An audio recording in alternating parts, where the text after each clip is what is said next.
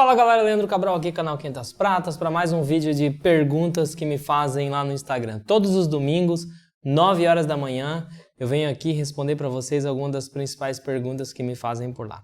Eu sei, muita gente me pediu, dizendo, pô Leandro, você não postou no domingo passado, deixou nós na mão aí, mas foi por uma causa maior, pessoal. Eu tava aí, eu e minha esposa, a gente estávamos grávidos, né, esperando um baby. E o Anthony, né, e ele veio ao mundo na quinta-feira, que é justamente o dia que eu uso para gravar aqui. Os vídeos de quarta-feira eu vou fazendo já, vou deixando estoque, então por isso que não falhou. Mas o vídeo que eu trago aqui para vocês domingo, às 9 horas da manhã, eu gravo na quinta, sabe? Sempre para ficar fresquinho ali para pegar as perguntas da semana. E por isso que eu não consegui gravar. Vou até mostrar para vocês o vídeo quando a gente chegou em casa para mostrar o Anthony para Maria Alice. Dá uma olhadinha aqui, ó. Vou rodar para vocês verem aqui. Maria, eu trouxe pra você, amiga! Me ligou pra super lindo,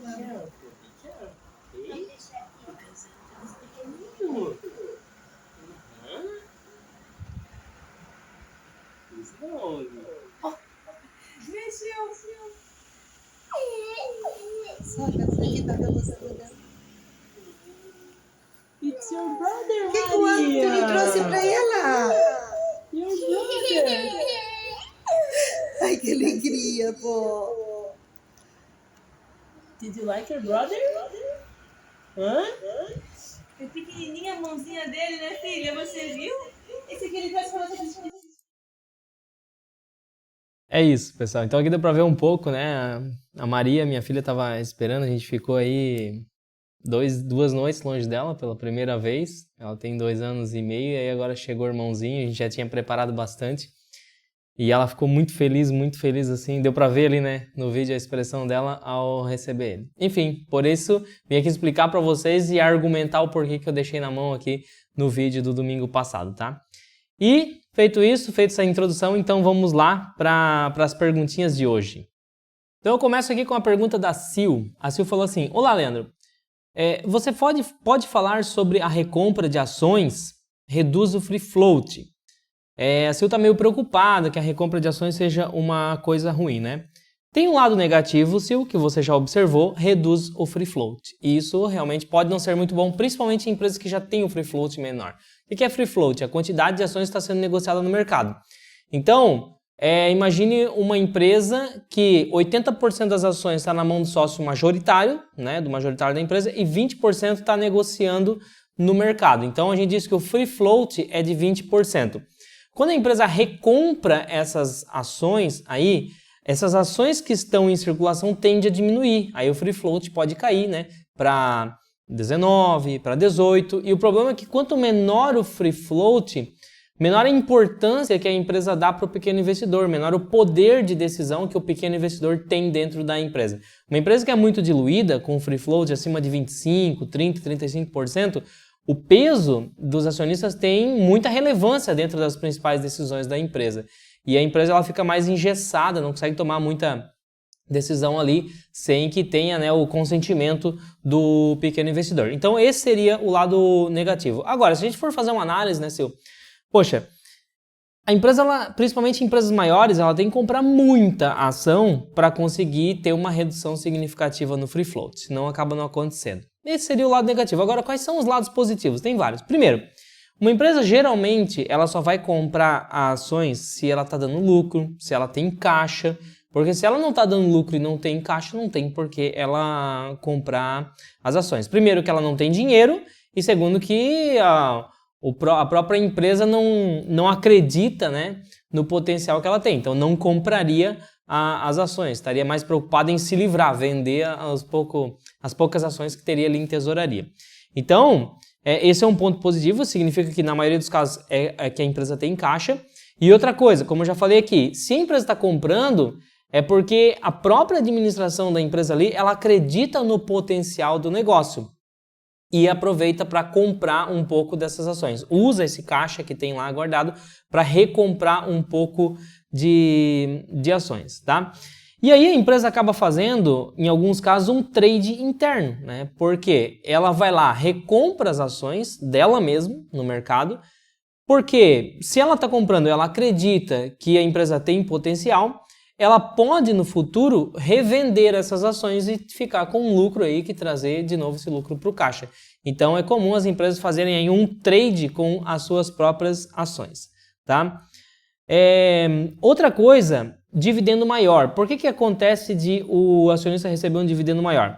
Porque o capital, a sua participação, ela vai se concentrar mais dentro da empresa. Porque imagine um bolo que é dividido em 10 fatias, certo? Aí você tem uma fatia daquela. Se você tem uma fatia, você tem 10% daquele bolo. Imagina então que você tem 10%, esse bolo é uma empresa, você tem 10% dessa empresa.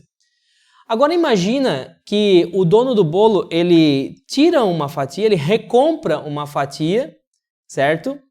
E depois ele dilui essa fatia entre as demais que estão ali. O bolo vai continuar do mesmo tamanho, mas ele vai passar a ter 9 fatias agora, e não mais 10 fatias. Só que você continua com a sua. A diferença é que antes a sua fatia valia 10% daquele bolo. Agora se a gente pegar 100 e dividir por 9, vai dar 11 alguma coisa. Então a sua participação subiu de 10 para 11, uns quebradinhos ali. Acho que vai dar 11,3, né? Então esse é o grande benefício, porque a sua participação dentro do negócio acaba aumentando quando a empresa faz uma compra de ações e cancelamento, porque às vezes a empresa compra e deixa a ação na tesouraria.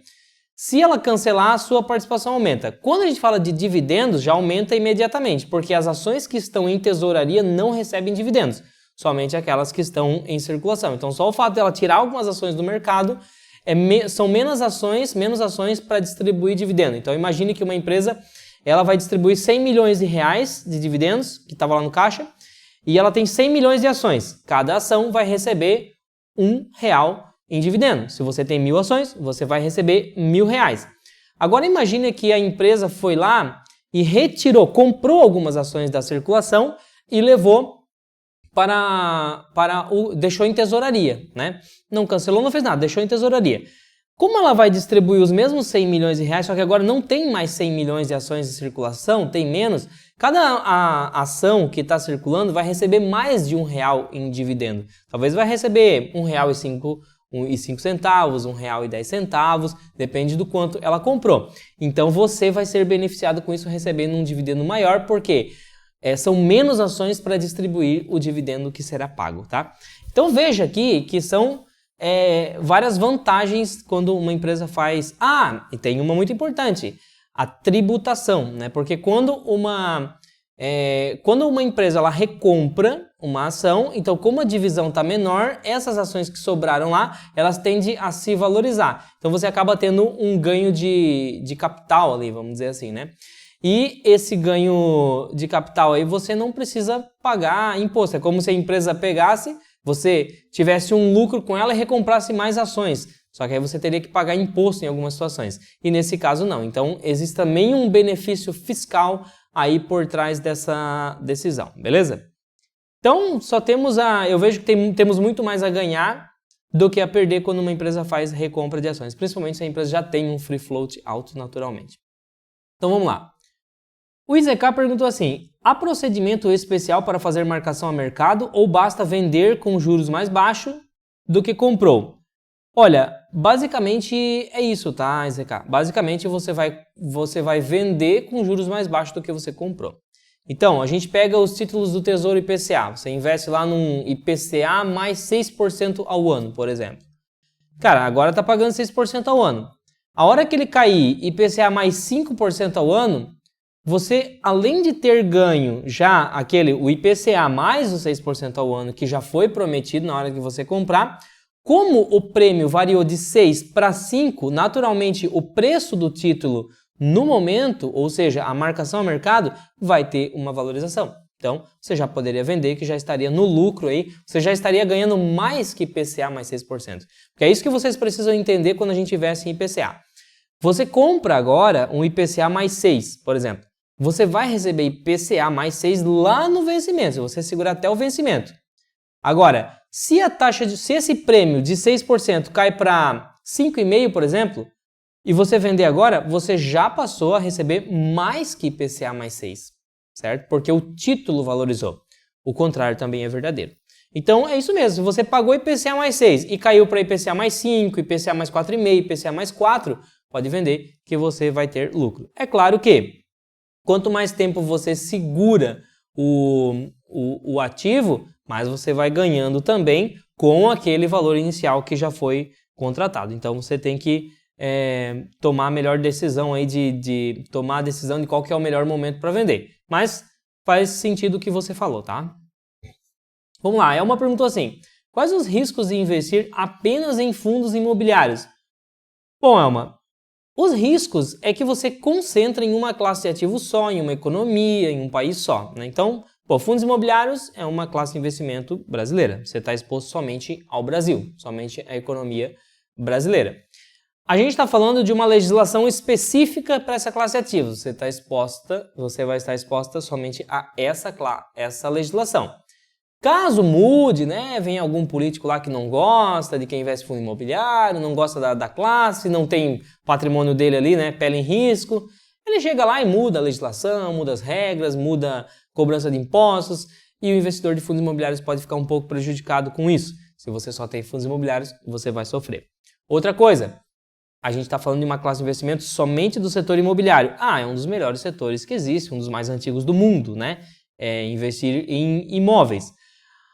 Porém, a gente está falando de uma classe só. Se existe uma crise acentuada no setor imobiliário, um desequilíbrio em algum momento, você vai sofrer porque você está exposta somente em fundos imobiliários.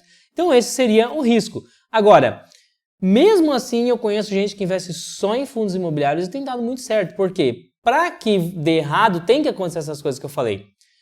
A economia tem que dar errado, a economia do país, porque você está exposto somente a uma economia.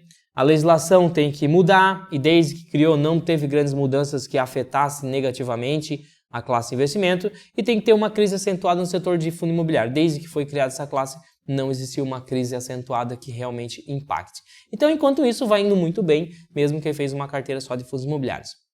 Um outro ponto negativo que eu vejo é que você nunca vai ter um crescimento muito grande. Então, para quem está começando, talvez não faça muito sentido ter só fundos imobiliários, porque você nunca vai ter uma explosão de crescimento na sua carteira, da mesma forma que você teria investido em ações. Já para quem tem patrimônio formado, né, já tem um patrimônio maior, faz sentido ter um peso maior em fundos imobiliários, porque você não vai ter mais uma explosão, mas também você não precisa disso, porque o patrimônio já está formado e a preocupação agora é proteger. E justamente isso você consegue proteger, porque dificilmente você vai ver um fundo imobiliário quebrar. Ações já é mais arriscado, pode acontecer de uma empresa quebrar. Então, são esses pontos aí que você tem que analisar, tá? Quando eu comecei com um peso bem maior em ações, né, e já tinha fundos imobiliários, e eu fui mudando esse equilíbrio. Hoje eu tenho ações e fundos imobiliários equilibrados ali, tá? No futuro, quando meu patrimônio estiver bem maior ainda do que já está, talvez eu tenha até mais fundos imobiliários do que ações, porque me traz mais proteção, ainda que eu abra mão de crescer no curto, médio prazo aí, tá? A Francine perguntou, o Tesouro Selic ou IPCA no momento em que estamos? Tesouro Selic ou IPCA no momento em que estamos? Francine, é claro que existe toda uma teoria por trás disso aí, você tem que entender o mecanismo de variação do preço desses ativos, custo de oportunidade, tem uma série de coisas que eu poderia ficar uma hora aqui te ensinando, tá? Só que regra geral, regra de bolso, anota aí, quando a Selic está baixa, ou seja, está lá em 2%, como já esteve recentemente, 3%, 4%, Selic baixa, a gente coloca o dinheiro na Selic para fazer caixa. Por quê? Porque a renda variável e os títulos que sofrem marcação ao mercado ficam muito caros. Então a gente faz caixa, espera a inversão para ter mais oportunidade. Quando a Selic está alta, acima de 10%, geralmente, como a gente tem agora, os títulos de renda variável e marcação ao mercado, eles caem muito. Então a gente tira o nosso dinheiro da Selic e passa para cá. Então, Selic baixa, a gente compra Selic mais do que compraria outros ativos. Selic alta, a gente quase não compra nada de Selic e aproveita as oportunidades. Infelizmente, tem muita gente pregando o oposto, né? Porque a Selic está agora a 15%, a 14%, não compensa você investir na renda variável, compensa você deixar o seu dinheiro na Selic. Pobre pensador, porque vai perder uma baita oportunidade que a gente está vivendo. E quando a Selic voltar para 2, aí essa mesma pessoa vai dizer, agora não compensa investir na Selic, porque está só 3, compensa ir para renda variável. Mas daí a oportunidade já passou, tá? Tudo isso que eu estou falando para você aqui, ó, tem dentro do módulo de renda fixa, aqui do curso da Estratégia 500 Pratas. São 8 aulas, mais uma complementar. Então aqui eu venho desde o princípio da renda fixa, os riscos, a FGC. E aqui na aula 6.4, que tem renda fixa pós-pré e indexada.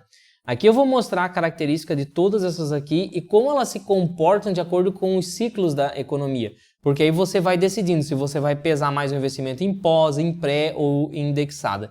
E aí eu trago aqui, né, poupança, as emissões bancárias, que são o CDB, LCI e LCA, o Tesouro Direto, o crédito privado, que são as debêntures, CRI, CRA e as letras financeiras. E aqui eu vou mostrando quando uma é pós, pré ou indexada e qual. E só que aí eu não preciso mais falar, ó, nesse momento é bom você investir em CDB. Ah, não, é bom você investir no Tesouro Direto pré. Porque na aula 6.4 você já vai ter essa fundamentação. Você já vai saber decidir o que é melhor, pré, pós ou indexado. E aí você passa a conhecer os tipos de ativo que existem e você vai fazer a melhor escolha de acordo com o melhor momento. Então, gente, sempre estudo. Nada melhor do que você ter um fundamento por trás da decisão que você vai tomar e não só porque, minha regrinha de bolso pode servir para você? Beleza, vai funcionar. Acabei de falar aqui para você. Selic baixa, mais Selic, pouca renda variável. Selic alta, menos Selic, mais renda variável no aporte. Beleza, vai funcionar para você. Mas você nunca vai entender profundamente o porquê. Lá dentro do curso, que eu deixo os links sempre na descrição, você vai entender o porquê, tá? Vamos lá. O Thiago perguntou assim, Klabin já foi boa pagadora de dividendos no passado? Pô, Thiago, vamos dar uma olhada aqui, né? Deixa eu abrir aqui e a gente já vê junto aqui, né? Se foi uma pagadora de dividendos no passado ou não. Vou usar o site Oceans 14, que eu gosto de usar ele, né? Mas tem vários aí que nos ajudam a ter esses indicadores aqui na mão. Então vamos lá. Aqui embaixo, ó, eu tenho o Dividend Yield, tá? Não tem um histórico muito grande, eu tenho aí mais ou menos 10 anos e eu vejo que sim, né? Ela sempre pagou na casa de próximo de 4%, teve um momento que chegou a bater em 8% ali, a média está em 4,10%, tá? 2020 e 2021 foi o momento que ela investiu mais pesado por conta do projeto Puma 2. Eu já fiz vídeo dando uma aula aqui sobre como analisar uma empresa como a Klabin. Tem gente que diz, não presta. Não é que não presta, que não está analisando da forma correta. Ela é uma empresa chata de analisar. E aqui, ó, eu vou deixar o card aqui em cima, tá? Onde eu expliquei. Depois você vai lá e assiste como analisar uma empresa como a Klabin. Então ela pagava dividendo sim, e aqui se eu for ver o payout, inclusive, né, tá ali, às vezes paga mais, às vezes paga menos, ó, né, 18%, 95%, oscila bastante. A Klabin é uma empresa que ela oscila bastante e o payout é baseado no lucro líquido. O lucro líquido da Klabin, ela distorce muito, como eu expliquei no vídeo que eu deixei no card, e a gente não olha quase o lucro líquido. A gente vai olhar mais o fluxo de caixa livre e o EBITDA. E o dividend yield e principalmente o payout, ele é em cima do lucro líquido. Então, veja que a característica dessa empresa traz distorção em vários indicadores que normalmente a gente usa para a maioria das empresas, só que na Klabin eles não funcionam, eles ficam muito distorcidos. Mas depois você assiste o vídeo que você vai entender melhor. Espera acabar isso aqui primeiro. Vamos lá. O KS Assis perguntou, Selic ou CDB? Olha, diante do que eu falei aqui na pergunta da Francine, segue o mesmo princípio, né? Pós, pré ou indexado. Só que Selic e CDB, os dois são pós-fixados. Então, o momento da economia que você vai decidir investir neles é o mesmo. Tá? Então, quando é bom investir em Selic, é bom investir em CDB também. Quando não é bom investir na Selic, não é bom investir no CDB. Eles caminham junto. Então, o que você vai analisar aqui é a característica de um e de outro. A Selic é um título público, é um título do governo. Então, você está emprestando dinheiro para o governo está se endividando com você. Beleza? Qual que é o risco de você não receber? O risco de o governo dar um calote, que é muito difícil. Um CDB é uma emissão privada, é uma emissão bancária. Então, é o banco que está te pegando seu dinheiro emprestado e fazendo dívida com você, quando você está investindo no CDB. Eu vejo que existe um risco maior aí de o banco não conseguir te pagar. É mais fácil o governo te pagar, porque ele tem a impressora na mão dele, então quando ele não está dando conta, ele imprime dinheiro. Já o banco não pode fazer isso, né? Até pode, mas com autorização do governo através da moeda escritural, né? Mas eu me sinto mais seguro sempre investindo na Selic, principalmente se tiver o mesmo rendimento, não faz muito sentido investir no CDB, beleza? Ah, Lena, mas tem a proteção do FGC. Tudo bem, tem, mas você já viu quanto que é o caixa do FGC, quanto que é a carteira de crédito do Itaú, por exemplo? A última vez que eu olhei, o caixa do FGC estava em 100 bilhões, se eu não me engano, e a carteira de crédito do Itaú estava em alguns 1,3 trilhão, alguma coisa assim. Ou seja, não tem nem 10%, o FGC não teria nem 10% da carteira do Itaú se ele precisasse pagar, né? FGC ajuda, é bom para bancos menores, em algumas situações ali isoladas, mas não é Deus, tá? Ele não é um Deus, não, todo-poderoso, que numa quebra geral ele vai pagar todo mundo. Esquece isso. Vamos lá. O Will perguntou assim, Warren é aquela, acho que é uma corretora, né? Começou a cobrar taxa de corretagem. Devo procurar outra corretora? Cara, todas as corretoras que são gratuitas, ou quase todas, em algum momento, elas vão cobrar taxa de corretagem, tá? Porque o fato de ela te dar uma conta gratuita é dinheiro de marketing, né? Marketing só, quanto que nós temos para investir aqui em marketing? Faz propaganda aqui, faz propaganda ali, banca o custo de ter um cliente dentro da plataforma, por quê? Porque é de graça e a gente vai conseguir chamar ele, depois que a verba de marketing acaba, começa a cobrar. Então é natural, toda empresa de tecnologia, né, a maioria que depende de trazer base, vai fazer isso, né? Vai pagar. Algumas não dão nem de graça, pagam para você entrar. Não, vem para cá porque nós não vamos cobrar nada e ainda vamos te dar 20, 30 reais. Aí, só pelo fato de você vir. Ou seja, estão comprando clientes, isso é verba de marketing. Um dia acaba e aí o jogo tem que virar e aí começa a cobrar. E aí, você fica nela ou não fica? Ou você vai ficar migrando, pulando de galho em galho, sempre buscando aquelas que estão começando, ciente de que um dia ela vai cobrar de você, certo? Ou você entende que beleza, que não vai fazer muita diferença e que você já gosta e você não quer se incomodar com aquilo. Eu, por exemplo, né, eu uso a XP a vida toda, desde que eu comecei a investir eu já abri conta na XP, já tive em outras também, mas hoje acabei concentrando tudo na XP. Cobra corretagem, mas atende às minhas necessidades, não tem incômodo, tá tudo lá, tudo certinho, já estou acostumado com a plataforma, não tem erro, então não vejo porquê, né? Não é aquilo que é ali que vai afetar. Até porque, assim, na estratégia de 500 prazos, a gente faz 1 ou no máximo 2 aportes por mês. Cara, isso, sinceramente, né? O quanto você vai gastar de corretagem não vai fazer a menor diferença. Para esses especuladores aí que ficam comprando e vendendo todo dia, aí beleza, aí pode impactar um pouco. Mas não para quem segue uma estratégia de longo prazo e não fica fazendo essas loucuras aí de comprar e vender o tempo todo. Vamos lá. A Viva Senheiro perguntou, o que diria ao Leandro, mais novo, se pudesse? Olha, Viva Senheiro, eu não mudaria muita coisa, a única coisa que eu diria era para investir mais cedo, porque realmente a gente vê o quanto o tempo, né, ele influencia nos investimentos. E muitas vezes eu olho, quando eu faço estudos aqui para trazer para vocês, eu olho o histórico de alguns ativos que eu quando eu comecei a investir, até agora eu já tive retornos muito bons. Mas se eu tivesse investido 5, 10, 15, 20 anos atrás, nossa senhora, meu retorno seria muito melhor. Então, às vezes eu olho aquilo e digo, cara, por que você não começou antes, né? Por que eu demorei? Mas assim, não foi nem culpa minha, eu demorei para que aparecessem pessoas no meu caminho, eu tivesse o despertar à luz para fazer uma coisa tão importante quanto criar uma previdência própria, né, para o futuro, como eu criei a minha, tá? Então, esse seria o único conselho. Mas também, se eu tivesse começado antes, talvez não teria acontecido as coisas que aconteceu, talvez eu não teria adquirido o conhecimento que adquiri, né, feito com a maturidade com que eu tenho hoje. Então, as coisas costumam acontecer na hora certa. Vamos lá. A Fernanda perguntou, Vamo 3 está crescendo muito. Acho que vale investir no longo prazo? Eu confesso que é uma empresa que eu não acompanho, então vamos dar uma olhadinha aqui junto. Deixa eu puxar ela aqui. Olha só.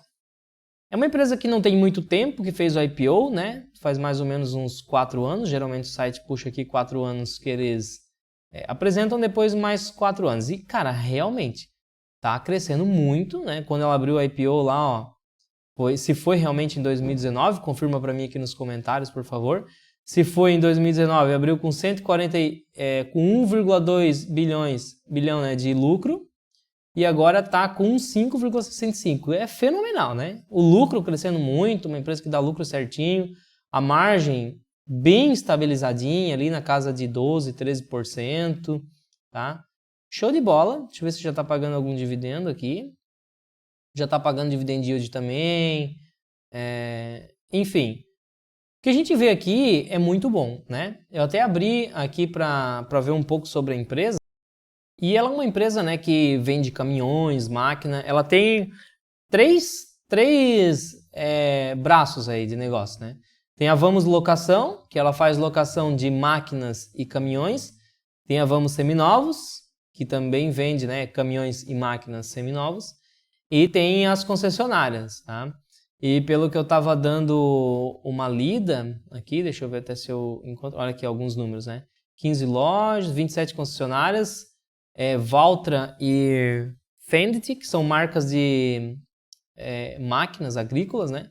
Então são essas as marcas que ela trabalha com máquinas e pelo que eu estava lendo, parte de caminhão, essas coisas, é da Volkswagen, né? 13 lojas de venda, 3 lojas, distribuidora de máquinas Komatsu e Manitou. Então deixa aí nos comentários você que manja aí desse mercado, qualidade dessas máquinas, aceitação, como é que é, tá? Enfim, é um segmento muito massa, né? Eu vejo assim, o que a gente está pegando aqui? O que a empresa está pegando? É sempre isso que vocês têm que olhar. Ela está pegando logística e agro, né? Então, cara, logística a gente não vive sem nesse país. Principalmente a gente vive num país aí que não existe o menor interesse em investimento no setor ferroviário. Então, o que a gente depende mesmo de logística são caminhões. E caminhão não para de vender nunca, né? A gente precisa de caminhão na estrada. E então é um segmento muito bom. E também o setor agro, que o Brasil é fortíssimo no setor agro e cada vez mais existe, né, investimento em maquinário e tal. Então, cara, ela abraçou aí 2 coisas extremamente importantes para a economia do país.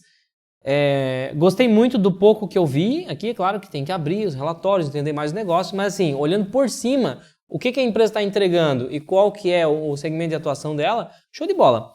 Eu só não gosto muito do histórico, porque é muito pouco tempo, ainda de bolsa. Então assim, o que é para ser bom, se você diz, eu vou investir porque é boa. Cara, se é boa agora, vai ser boa daqui a 10 anos. Porque se daqui a 10 anos deixou de ser boa, é porque nunca foi.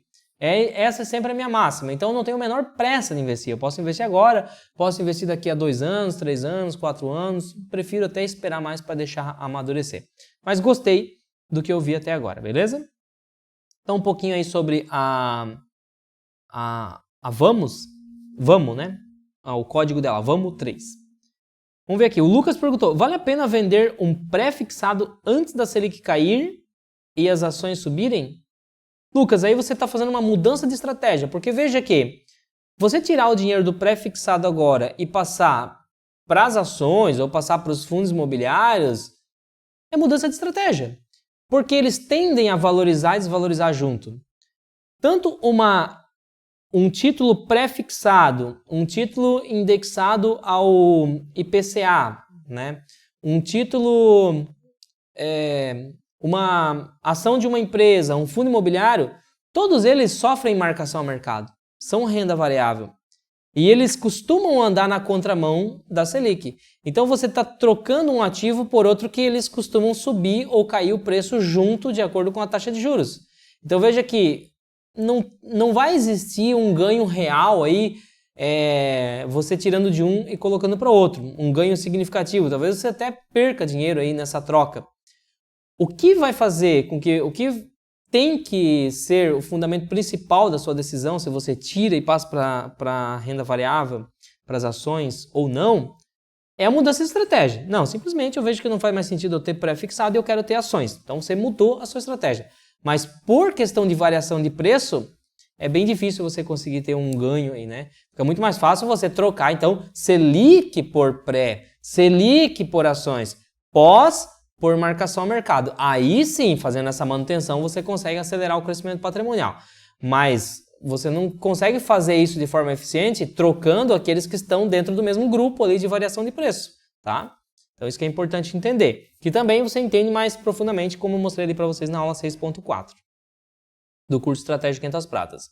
Olha lá, o Juliano perguntou assim: estou correndo muito risco tendo apenas VEG? Olha, Juliano, vamos lá. Primeiro, a VEG, na minha análise, é a melhor empresa do Brasil, né? Super redonda, o segmento que ela tá, a forma que ela trabalha, o cliente que ela tem, cara, é quase impossível a VEG quebrar. É quase impossível, não é impossível. Então, assim, como é quase impossível, beleza, você já está muito bem protegido. Porém, você está ferindo um princípio básico dos investimentos, que é a diversificação. Você não está diversificando. E esse quase impossível quebrar, vai que esse quase entra em ação e ela quebra. E aí, como é que fica seu patrimônio? Você já parou para pensar? A gente tem que pensar no pior. Pô, aconteceu alguma coisa, saiu, a China entrou com tudo aí para concorrer com a VEG, né, as empresas chinesas lá, e não deu mais para a VEG. Você passou a sua vida toda concentrando seu patrimônio só na VEG. Faz o que agora? Por isso que a gente diversifica. Então, por mais bom que seja, cara, eu adoro a VEG. Foi a primeira empresa que eu tive na carteira, minha maior posição, mas eu nunca tive mais que 10% dela na carteira. Certo? Isso é estratégia. E na Estratégia 500 Pratas você também aprende aqui na aula. Galera, tá tudo lá, não tem o que o curso não te ensina. Aqui no módulo 5, tá aqui, ó. 5.3, peso das classes, peso dos ativos, gestão de risco. Aula 5.3, 5.4, 5.5. Nessas 3 aulas aqui você vai aprender qual peso que você vai colocar dentro de um ativo. Alguns vai ser 3%, alguns 4%, alguns 5%, alguns 6%. Cada ativo você vai identificar e eu dou as ferramentas aqui para você identificar, beleza? Então vamos lá. Para a gente fechar aqui, ó, o Fábio perguntou, com esse aumento que tivemos na última semana, faz sentido aportar? Caramba, Fábio, com esse aumento que tivemos na última semana, vamos dar uma olhada aqui. Olha só, vou fazer alguns exercícios junto com você aqui. Primeiro vamos ver o Ibovespa aqui. Olha só. A primeira coisa que você tem que ter em mente, deixa eu aumentar um pouco aqui. Você é um investidor de longo ou de curto prazo? Ah, eu sou de curto prazo. Então, beleza. Então, você vai fazer análises curtas, né? E se a gente for olhar aqui, ó, vou pegar 5 dias. Ah, realmente tivemos um aumento na última semana aí, né? Saiu de 101 mil e foi para 107 mil. Mas eu não olho isso aqui, sabe por quê? Porque eu não sou um investidor de curto prazo. Eu sou um investidor de longo prazo. Então, eu já pego e já olho logo o máximo. O que aconteceu na última semana? Nada. Nada. A gente vê aqui, ó, que desde 2021 não para de cair a bolsa. Bateu 128 mil pontos e não para de cair. Mas numa semana, eu não consigo, eu tô até chegando mais perto da tela aqui, eu não consigo ver nada na última semana. Por quê? Porque eu sou investidor de longo prazo, então olho o longo prazo. Quando eu faço esse mesmo exercício aqui com o IFIX, vamos ver o que acontece aqui. Ó, pego 5 dias. Ó, subiu bastante, né? Subiu de... Ó, teve uma alta aí de 1,73%. Nossa, nem variação, né? Se eu vou pro máximo, cadê? Até consigo enxergar aqui, ó, na pontinha. Mas, cara, tá andando de lado, né? Nem dá para considerar alta, porque eu tô olhando longo prazo. Se eu for fazer, olha só, esse gráfico aqui, ó, é o PL do Ibovespa, né? Por quê? Preço de forma isolada não significa nada. Porque se o preço subiu 30%, o preço de uma ação, mas o lucro dela também subiu 30%, então o preço não subiu? Concorda comigo? Porque o preço, a gente paga quando a gente está fazendo um investimento em relação ao que o negócio entrega. Então, se o negócio está entregando 30% mais, tem todo sentido o preço subir 30%. Então, não ficou mais caro nem mais barato, está no mesmo preço. Só que eu só consigo enxergar isso quando eu comparo lucro com variação de preço. Você só olhar preço, você vai ficar míope, você não vai enxergar isso. E aqui nesse gráfico do PL, eu comparo lucro, o que a empresa está entregando, com variação de preço. E se os dois estão andando junto, esse gráfico aqui vai andar de lado. É claro que aqui eu estou analisando o Ibovespa. Você vai fazer esse exercício olhando negócio por negócio, empresa por empresa.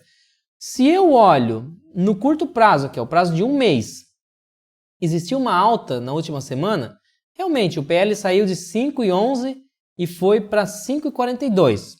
Essa foi a alta que você está enxergando, que você está com medo de aportar. Só que eu não olho esse curto prazo, porque eu sou investidor de longo prazo. Então eu já quero logo pegar o máximo aqui, para ver ao longo dos anos como é que se comporta. E olha como se comporta. Ele fica mais ou menos na casa de 10, chega a bater em 20, em períodos de muita oportunidade, que poucas vezes ocorreram na história que eu tenho aqui, que é desde 2001, ou seja, nos últimos 20 anos, poucas vezes ocorreram, ele chega perto de 5. Chegou perto de 5 em 2003, chegou perto de 5 em 2008, chegou aqui, ó, na pandemia, em março de 2020, chegou em 8, 9, um pouquinho abaixo de 10, na pandemia. E agora a gente está desde 2020, desde o início de 2022, há mais de um ano, com esse negócio estabilizado em 5.